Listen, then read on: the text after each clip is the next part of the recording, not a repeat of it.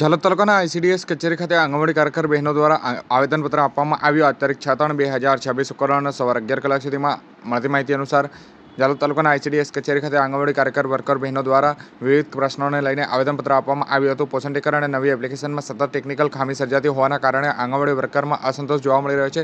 આંગણવાડી વર્કરના જણાવ્યા અનુસાર વર્ષ 2022થી ઓનલાઈન કામગીરી માટે વેતન આપવામાં આવે છે, પરંતુ આજ દિન સુધી સરકાર તરફથી નવા મોબાઈલ ફોન આપવામાં આવ્યા નથી. વર્ષ 2019માં આપવામાં આવેલા ફોનમાંથી ઘણા ફોન બગડી ગયા છે અથવા ઉપયોગ માટે યોગ્ય નથી, જેના કારણે ઓનલાઈન કામગીરી કરવામાં મુશ્કેલ પડી રહી છે. વર્કરોનું કહેવું છે કે પોષણ ટીકર સહિતની નવી એપ્લિકેશનો અનેક પ્રકારની માહિતી અપડેટ કરવાની ફરજ પડતી હોય છે, પરંતુ એપ્લિકેશનમાં વારંવાર ટેકનિકલ ખામી સર્જાવાના કારણે ડેટા એન્ટ્રી કરવામાં મુશ્કેલીઓ ઊભી થઈ રહી છે અને ઘણીવાર સર્વર સમસ્યાના કારણે માહિતી અપલોડ કરવામાં પણ મુશ્કેલ બનતું હોય છે. આંગણવાડી વર્કરનું મુખ્ય કાર્ય બાળકોના પોષણ, પૂર્વ પ્રાથમિક શિક્ષણ અને આરોગ્ય સંભાળ માટે જોડાયેલું છે, પરંતુ નવી એપ્લિકેશનમાં સતત ડેટા એન્ટ્રી કરવાની ફરજના કારણે તેમની મૂળ કામગીરી પણ પ્રભાવિત થઈ રહી હોવાનું વર્કરો દ્વારા જણાવવામાં આવ્યું છે.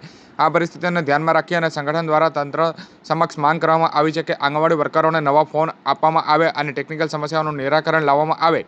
સાથે જ ચીમકી ઉચ્ચારવામાં આવી છે કે જો સમસ્યાઓનો યોગ્ય ઉકેલ નહીં આવે તો તમામ પ્રકારની ઓનલાઈન કામગીરીનો બહિષ્કાર કરવામાં આવશે.